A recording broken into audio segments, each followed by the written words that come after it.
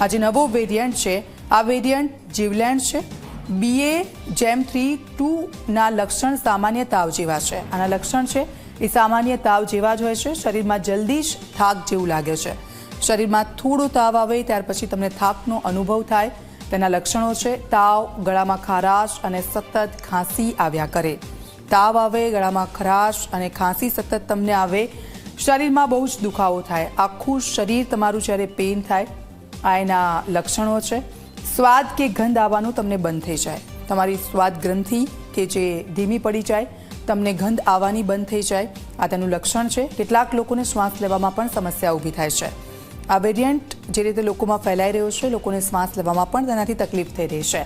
Vaccine લગાવનાર લોકો પણ તેનો શિકાર બની રહ્યા છે. જે લોકોએ કોરોનાની વેક્સિન લીધી છે તે લોકો પણ તેનો શિકાર બની રહ્યા છે. BA.3.2 વેરિયન્ટ એન્ટીબોડીને ચકમો આપી શકે છે. એન્ટીબોડીને ચકમો આપી શકે છે. સદનસીબે મૃત્યુદરમાં મોટો ઉછાળો નથી. આ વેરિયન્ટ છે તેનાથી સદનસીબે મૃત્યુદરમાં કોઈ ઉછાળો નથી. જૂના વેરિયન્ટથી ખતરનાક હોવાના પુરાવા નથી.